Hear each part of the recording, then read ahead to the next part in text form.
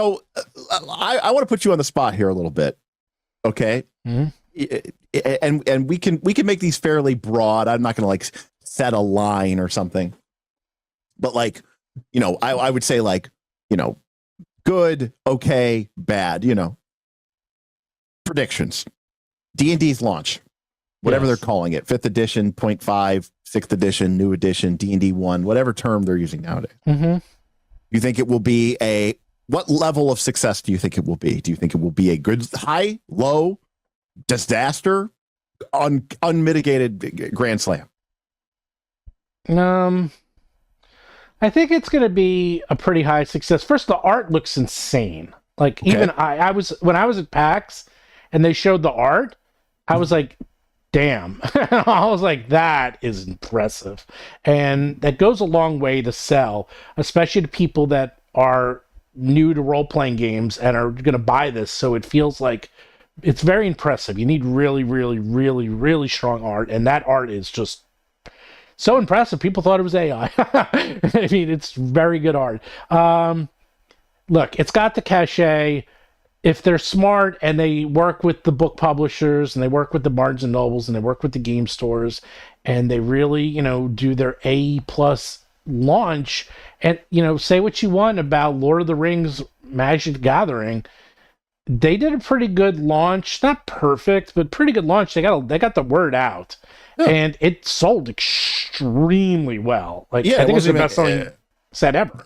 So close to it. I mean, it wasn't even that really particularly that great of a set, but like between the One Ring hype and the Chase card and they had Frodo, but you know, they had Elijah Wood coming in at the Frodo and you know, so yeah, they did it right. I mean, Hasbro knows how to market. But, I mean, I think they can market it. And what's more interesting, and then you can go, is that keep in mind they're going to be doing this. There's 3 books plus adventures, so it's like, where's the cutoff? Like, you know, the Player's Handbook might do great, but what about the Dungeon Masters Guild? What about their adventures they're coming out with? Like, you know, like what is what? I consider the core 3 to be the Trinity, you know, to be like sort of the benchmark.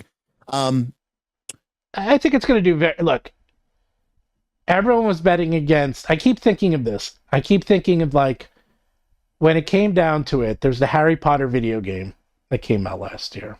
It's one of the best selling, if not it's one of the top selling games of the year, period. It made a ton of money. It's made an obscene amount of money. There was a lot of people who were protesting it. There was a lot of people who didn't want to buy it. You know what? The game ended up being very good. It looked great. And it sold insane. For every one person online, on Twitter, on YouTube, on Reddit, who is shouting down about how they are never going to give D&D their money again, there are 30 people happily going to continue to give D&D their money. Yeah. And I guarantee they're going to have a big thing on Amazon. And you know, when the push comes to shove, if the reviews start out good and it starts off strong, it's going to do really, really well. What will be interesting is they have to really be perfect up to then. There can't be any firings. There can't be any AI scandals. You know, they got to make sure they have all their ducks in a row. Like, everything has to be perfect. They did get rid of Mike Merles, and the community has hated him for a long time. Yeah. Even though he wasn't on D&D anymore, but... Well, but the point is that, look... I think it's going to be, first of all, the Player's Handbook always sells incredibly well. So, I mean, it's the best-selling product, period. I think it's going to do very well. I mean, I think it's coming out in when was it? May. I think it's coming out in May. But isn't that like that rumor, and then they took it down? Well, it came out. Well, I'm going to do a video on that because I explain how, because I figured out how they're going to do it, and I have a little bit of inside knowledge. So it's coming. It's coming out in May. Will it launch with the virtual tabletop?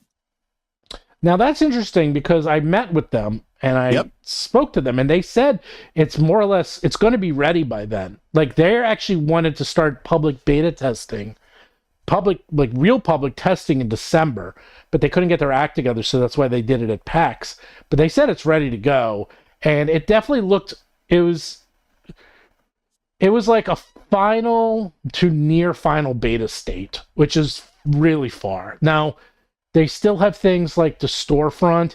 You know what it's going to be like? Remember when the iPhone launched And the iPhone, when it launched, was just an iPhone. And then slowly they started to add more stuff, and then they added the store, and they kept adding. That's what it's going to be like. It's going to launch, but it's going to still be pretty basic. And they'll probably have like their own content in there, and that's it. And a link with D&D Beyond, because it actually does right now.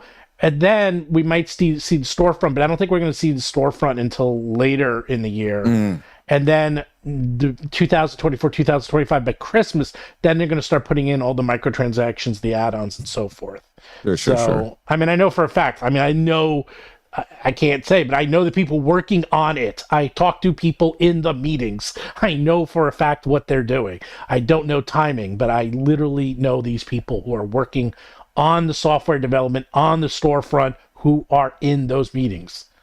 And the funny thing is, when he was in the meeting, he told me that he went to the meeting, and this is with the top executives, and he pulled up his computer, and on his computer was YouTube, and right there was Roll for Combat on the YouTube, and they all looked at him and says, "I guess we know where you stand," or something to that effect. And he's like, "Sorry." So glorious.